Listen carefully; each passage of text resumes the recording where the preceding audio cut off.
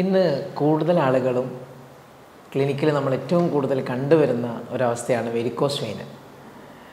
കാലുകളിൽ പ്രത്യേകിച്ച് വെയിൻ ഏരിയകളിൽ തടിപ്പ് വരികയും നീർക്കെട്ട് വരികയും ചൊറിച്ചിലും മറ്റും അനുഭവപ്പെടുന്ന ഒരവസ്ഥയാണ് വെരിക്കോസ് വെയിൻ.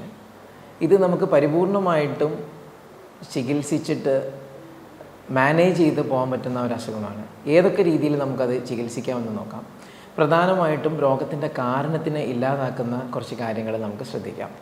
കൂടുതൽ നേരം നിൽക്കുന്ന ഒരവസ്ഥ, ആ ഒരു അവസ്ഥ ഇല്ലാതാക്കിയാൽ തന്നെ രോഗത്തിന് നമുക്ക് ഒരു പരിധി വരെ നമ്മുടെ കൺട്രോളിൽ വരുത്താൻ പറ്റും. കൂടുതൽ നിൽക്കുന്ന ആളുകൾ പ്രധാനമായിട്ടും സെക്യൂരിറ്റികൾ, നഴ്സിംഗ് സ്റ്റാഫുകൾ, ടീച്ചേഴ്സ്, അവരിലേക്കാണ് കൂടുതൽ ഇത് കാണുന്നത്. അപ്പോൾ ഒരു ലിമിറ്റഡ് ആയിട്ടുള്ള സമയത്തിൽ റെസ്റ്റ് കൊടുത്തുകൊണ്ട് ശരീരത്തിന് മുന്നോട്ട് കൊണ്ടുപോവുകയും അതുപോലെ കിടക്കുന്ന സമയത്ത്, നമ്മൾ ഉറങ്ങുന്ന സമയത്ത് കാലുകൾ ഉയർത്തി വെക്കുക. നമുക്ക് തലയണ വെച്ചിട്ടോ നമ്മുടെ ബെഡിൽ കുറച്ച് ഹൈറ്റ് കൂട്ടിയിട്ടൊക്കെ നമുക്ക് ഇത് പ്രവർത്തിക്കാക്കാം. അതുപോലെ തന്നെ അടുക്കള ജോലി ചെയ്യുന്ന സ്ത്രീകളിൽ പ്രധാനമായിട്ടും ഒരുപാട് സമയം അവർ നിൽക്കുന്നത് വെരിക്കോസ് വെയിനിന് കാരണമാവുന്നുണ്ട്. അതിന് നമുക്ക് എന്തൊക്കെ ചെയ്യാമെന്ന് വെച്ച് കഴിഞ്ഞാൽ, നമ്മുടെ ചെറിയ ചെറിയ ജോലികളൊക്കെ ഇരുന്ന് ചെയ്യാൻ പറ്റുന്ന ജോലികൾ ഇരുന്ന് ചെയ്യുകയും തുടർച്ചയായിട്ടുള്ള സ്റ്റാൻഡിങ് പോസ്ചർ ഒഴിവാക്കിയിട്ട് ഇടയ്ക്ക് അല്പനേരം വിശ്രമം കൊടുക്കുകയും ആ വിശ്രമ വേളകളിൽ കാല് പൊക്കി വെക്കുകയും ചെയ്തു കഴിഞ്ഞാൽ നല്ലൊരു മാറ്റം നമുക്ക് കിട്ടുന്നതാണ്.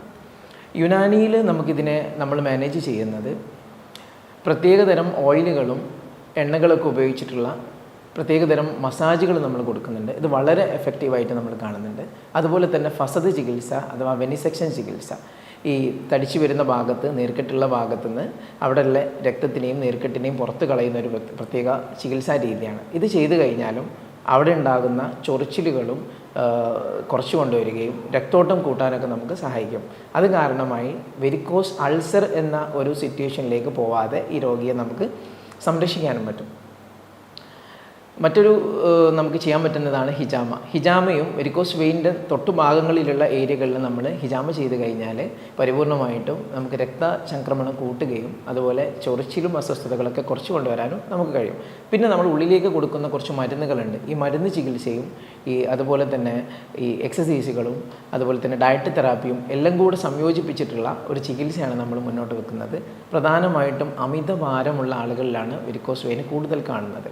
ഭാരം കുറയ്ക്കാനുള്ള ചികിത്സയും കൂടുതൽ നേരം നിൽക്കുന്നത് കുറയ്ക്കുകയും കാല് കൂടുതൽ നേരം പൊക്കി വെക്കുന്ന ഒരു ഹാബിറ്റ് നമ്മൾ കൊണ്ടുവരികയും ചെയ്തു കഴിഞ്ഞാൽ പരിപൂർണമായും വെരിക്കോസ് വെയിനിൽ നിന്നുള്ള ബുദ്ധിമുട്ടുകളും പ്രയാസങ്ങളും നമുക്ക് ഒഴിവാക്കി എടുക്കാൻ പറ്റുന്നതാണ്.